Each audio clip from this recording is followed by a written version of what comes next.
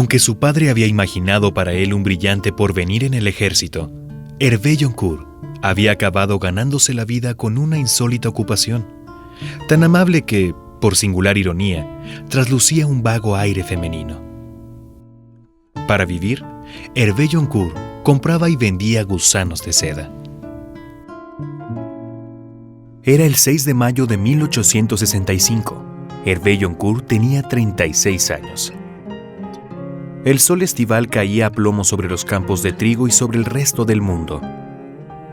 Compraba y vendía gusanos de seda.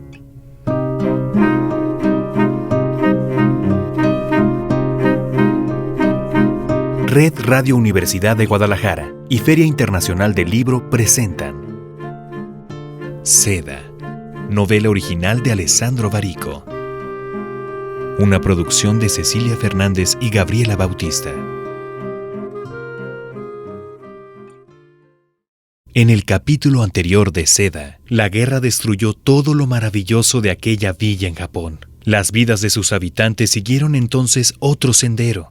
Bajo el cañón de un fusil, Hervé Joncourt conoció la severidad de Harakei y de su cultura. Regresó a la Ville-Dieu un 6 de mayo de 1865 con millones de larvas muertas. Capítulo 9. Los ideogramas.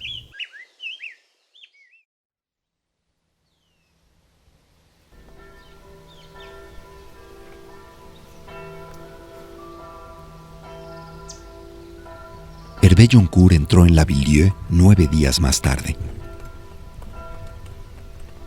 Su mujer, Hélène, vio desde lejos la carroza que subía por el paseo arbolado de la villa. Se dijo que no debía llorar y que no debía huir. Bajó hasta la puerta de entrada, la abrió y se detuvo en el umbral. Cuando Hervé Joncourt llegó hasta ella, sonrió y la abrazó. Quédate conmigo, te lo ruego.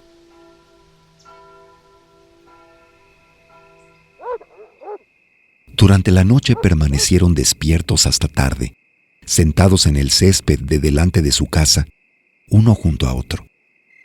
Hélène le habló de la Ville-Dieu y de todos aquellos meses pasados esperándole y de los últimos días horribles.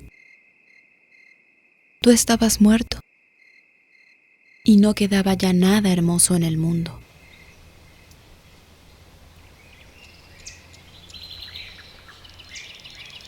En las granjas, en la Ville-Dieu, la gente miraba las moreras cargadas de flores y veía su propia ruina. Baldaviu había encontrado algunas partidas de huevos, pero las larvas morían apenas salían a la luz. La tosca seda que se consiguió extraer de las pocas supervivientes apenas llegaba para dar trabajo a 2 de las 7 hilanderías del pueblo. ¿Tienes alguna idea? ¿Una? Al día siguiente comunicó que haría construir durante aquellos meses de verano el parque de su villa. Contrató a hombres y mujeres del pueblo a decenas. Desboscaron la colina y redondearon su perfil, haciendo más suave la pendiente que conducía al valle. Con árboles y setos diseñaron en la tierra laberintos leves y transparentes. Con flores de todas clases construyeron jardines que se abrían como claros, por sorpresa, en el corazón de pequeños bosques de abedules. Trajeron el agua desde el río y la hicieron descender de fuente en fuente hasta el extremo occidental del parque, donde se recogía en un pequeño lago rodeado de prados. Al sur, en medio de los limoneros y los olivos, construyeron una gran pajarera de madera y hierro. Parecía un bordado suspendido en el aire. Trabajaron durante 4 meses. A finales de septiembre, el parque estaba listo. Nadie en la Ville-Dieu había visto nunca nada semejante. Se decía que Hervé Joncourt se había gastado todo su capital. Se decía también que había vuelto distinto, enfermo quizá, del Japón.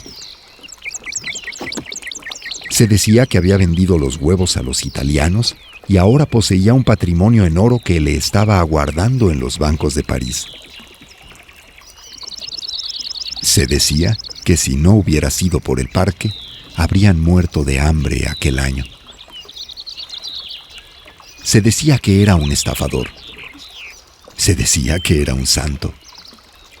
Había quien decía, tiene algo dentro, una suerte de infelicidad.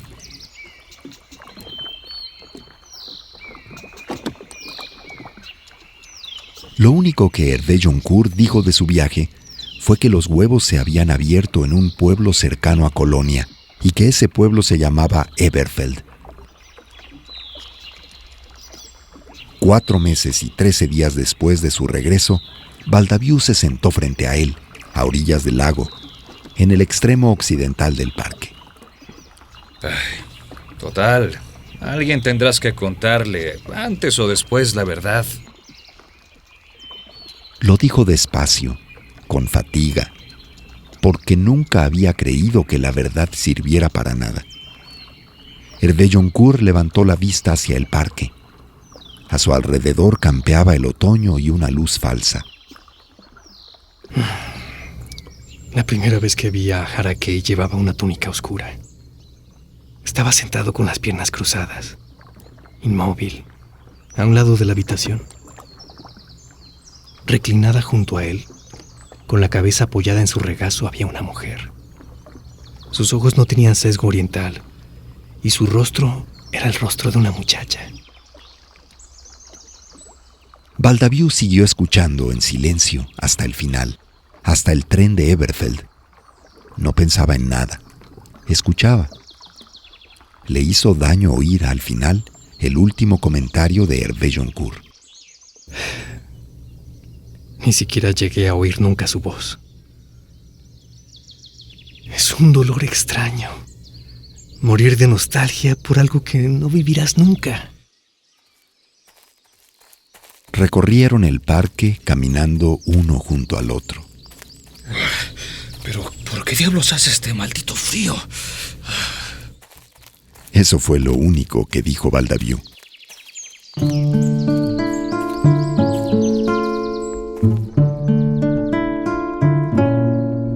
A principios del nuevo año, 1866, el Japón declaró oficialmente lícita la exportación de huevos de gusanos de seda. En el decenio siguiente, Francia sola llegaría a importar huevos japoneses por valor de 10 millones de francos.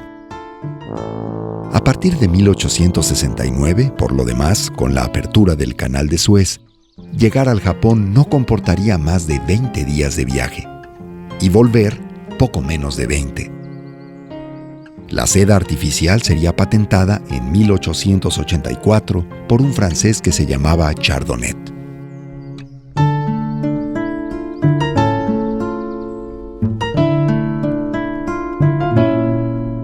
Seis meses después de su regreso a La Ville, Hervé Joncourt recibió por correo un sobre color mostaza.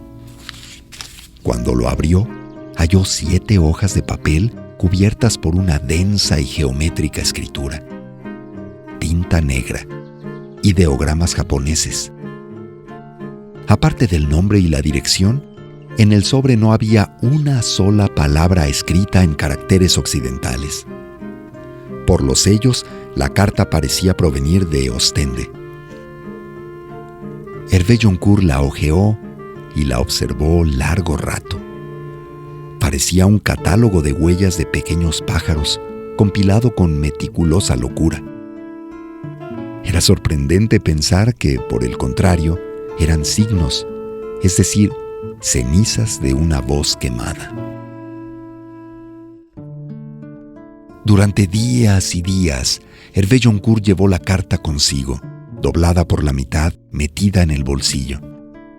Si se cambiaba de traje, la traspasaba al nuevo. No la abría nunca para mirarla. De vez en cuando la sostenía en la mano, mientras hablaba con un aparcero o esperaba que llegara la hora de cenar sentado en la galería. Una noche, empezó a observarla a contraluz en la lámpara de su despacho. En transparencia, Las huellas de los minúsculos pájaros hablaban con voz desenfocada. Decían algo absolutamente insignificante o algo capaz de desquiciar una vida. No era posible saberlo, y eso le gustaba a Hervé Joncourt. Oyó que Hélène venía. Dejó la carta sobre la mesa. Ella se acercó y, como todas las noches, antes de retirarse a su habitación, hizo ademán de besarlo. Cuando se inclinó hacia él, el camisón se le entreabrió apenas a la altura del pecho. Hervé Joncourt vio que no llevaba nada debajo y que sus senos eran pequeños y blancos como los de una muchacha. Durante 4 días siguió con su vida habitual, sin alterar en nada los prudentes ritos de sus jornadas. La mañana del 5.º día se puso un elegante traje gris y partió hacia Nîmes. Dijo que volvería antes de anochecer.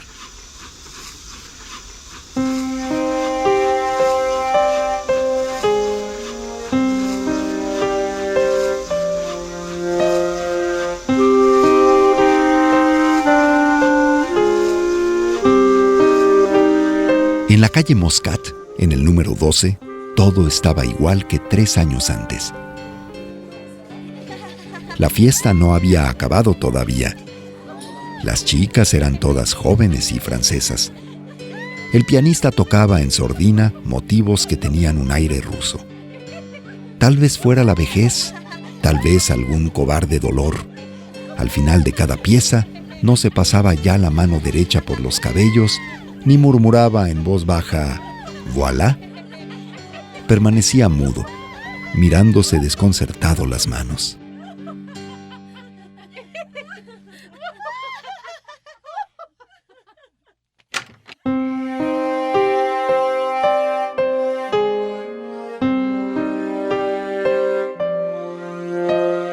Madame Blanche le recibió sin decir una palabra. El cabello negro, reluciente, el rostro oriental, perfecto. Pequeñas flores azules en los dedos como si fueran anillos.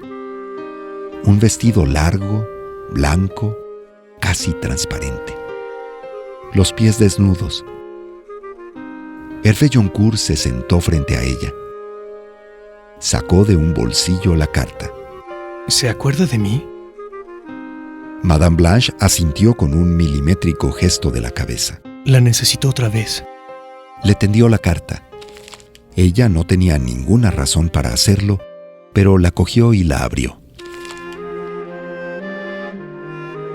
Miró las 7 hojas una a una. Después levantó la vista hacia Hervé Joncourt. Yo no amo esta lengua, Señor. Quiero olvidarla. Y quiero olvidar aquella tierra. Y mi vida allí. Y todo. Hervé Joncourt permaneció inmóvil, con las manos aferradas a los brazos del sillón. Voy a leer por usted esta carta. Lo haré. Y no quiero dinero. Pero quiero una promesa. No vuelva jamás a pedirme esto. Se lo prometo, madame. Ella le miró fijamente a los ojos. Después bajó la vista hacia la primera página de la carta. Papel de arroz. Tinta negra. Amado Señor mío, no tengas miedo. No te muevas. Permanece en silencio. Nadie nos verá.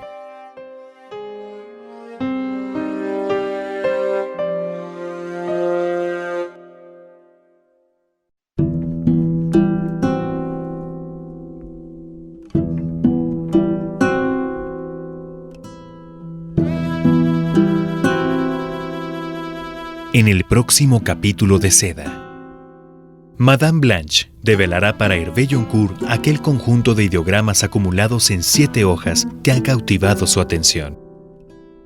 La experiencia se describirá por sí sola como única en la vida. Seda. Novela original de Alessandro Barico. Una producción de Red Radio Universidad de Guadalajara. Dirección General de Medios, Universidad de Guadalajara.